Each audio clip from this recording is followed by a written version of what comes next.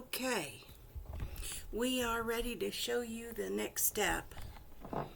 And what we have here, sorry for the hauling it around here. Okay, as you can see, this piece has dropped.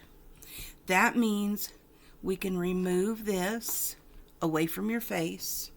Usually nothing else comes out, but you want to be sure. And then I'm going to show you how to open the canner and safely do it. Okay? Let me see, make sure that's okay. We should be able to catch everything. Okay. Now, you twist it to where it's to the open position, and it will open up easily because enough pressure's been released. But you always open it away from your face because there's still hot water in there. And you probably couldn't see it, but there was steam that escaped out of there. And I just set this off to the side and let it cool.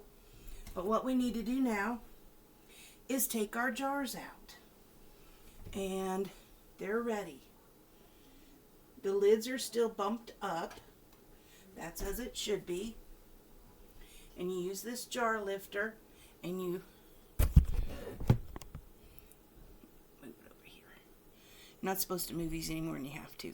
But you pick it up right underneath that lip of that rim. Okay. And they'll all work that way, no matter what size they are.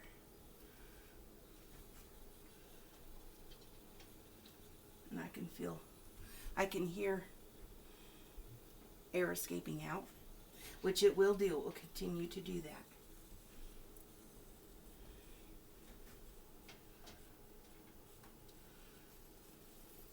And I am setting them on a folded towel in a place where they will sit without being moved. You don't want to move them. You don't want to mess with them. Do not touch the lids. Do not get curious and push it down. Don't let your spouse or your friend or your kids do it. This is part of the canning process. This cool down and sitting here expelling the rest of the air, which you'll hear a little bit of that hissing. I don't think that's going to pick it up, but I can hear it. I hear a little bit of hissing. And what you'll eventually hear is the pop and ping, depending on the jar, when this lid, the solid lid, pushes itself down. Sometimes you'll get some that will go up and down. Don't push it. You let it set. These will sit here for 12 to 24 hours. And without moving anything. And let me get over here where we can sit comfortably for a minute.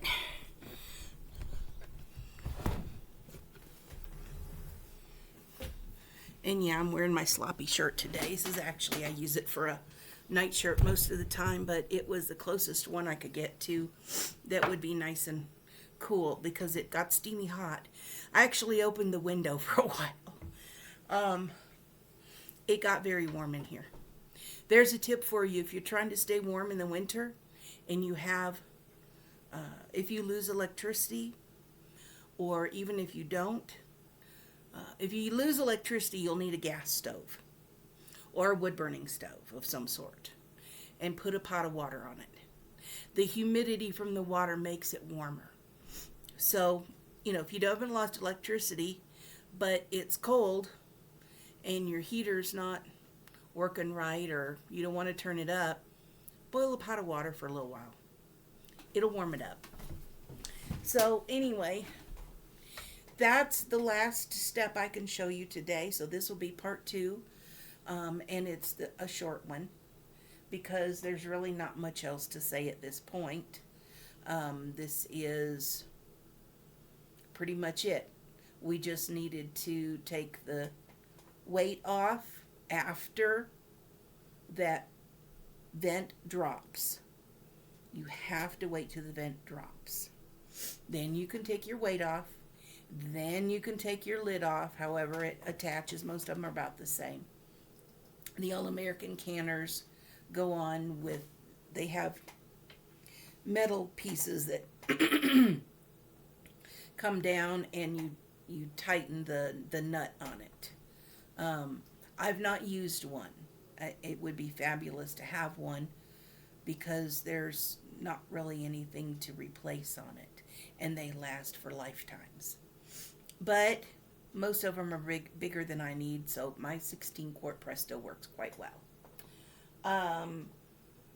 While those were canning, I washed up all of the pots and pans and dishes and whatnots, so everything's clean.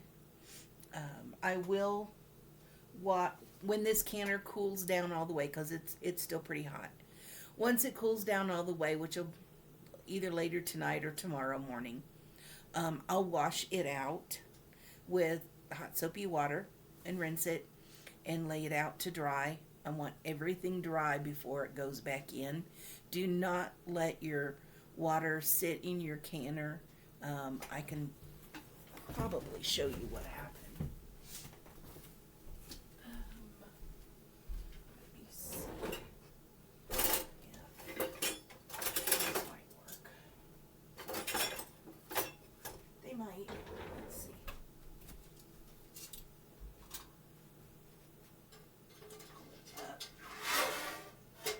There we go. Okay. I'm using tongs because it's hot. These are aluminum. This is the piece that fits in the bottom. My mom, after canning, one time, my mom set the canner with the little bit of water that's in it left, and the vinegar, into the laundry room. I thought she'd opened it and rinsed it, and she did not. So what I ended up with was these pit marks, worse on the bottom because that's, the water was underneath here. So I ended up, now it's cool enough. I ended up with the pit marks. They're just ugly. They won't hurt anything. This is still good and sturdy to use and set your things on. I got some discoloration on the top of it as well. And that's just from like an inch or so of vinegar water sitting in a canner with the lid closed for a couple of days. Because she put it in the laundry room, that's where I would store it, but she didn't put it where I normally put it, and so I went to put everything away properly and discovered it still had water in it, and I got these pits. So they're ugly. I've tried to scrape them off. I've tried to, steel wool on them. Didn't really help, but it doesn't keep it from working. So I'm not worried about it. If it was compromised in any way, I'd have ordered a new one. But it's not, so it's okay. Anyway, that's just to let you know, at least by the next day, when your canner is all cool, and you can easily put it in your sink or, probably not a dishwasher. These things are aluminum. Dishwashers are not kind to aluminum things. All of my pots and pans that I use for cooking are stainless steel. I have cooked in this one. I have cooked a couple of turkeys, full size, like 12 to 14 pound turkeys in this thing, because I didn't have an oven. It's not a huge deal, but I prefer not to use aluminum for cooking because aluminum's not good for a person. But, we all use the little aluminum throwaway pans and foil on top of things sometimes. It's hard to get away from it in regular cooking. So, but the next day after you've canned, unless later on that day it's cool enough, then go ahead and dump everything. I'm fixing to dump the water and stuff out of it because it will try to pit it. And you want to keep your canner as nice as you can. I didn't learn about adding the vinegar water to the canner when I was canning. until, I don't know, several years into canning, about putting a splash of, a good glug or two of vinegar in there to keep from having, white residue on my jars and discoloration on the lids. Excuse me. But also what it did is the hard water that I had, which isn't near as hard as the one here, but I had hard water, and it discolored the inside of my canner very dark gray, very dark gray. And was canning some kind of fruit, and I wasn't sure. I just went ahead and pressure canned it. Wasn't probably necessary, but I wasn't real sure about the fruit, how much acid it would have in it. I did add some citric acid to the jars of fruit because it helps keep the color. You just, like with the salt with the vegetables, with fruit you add just a little bit of powdered citric acid. It's what's in lemons and oranges and all of your citrus fruit. So that you don't really get a flavor or anything off of it. What it does is it helps preserve the color. And that's really good if you're doing like pears or peaches or something that may turn brown. Sometime I did have one whole batch of pears that I used stevia in, powdered stevia rather than a sugar water bath, a sugar water liquid. Because I didn't want the sugar, I didn't have juice, so I probably should have used apple juice or something, but I put some stevia in there. There was a chemical reaction, nothing bad. They were perfectly good to eat, but they turned a pale pink. So I had pale pink pears, but they were good. They were fine.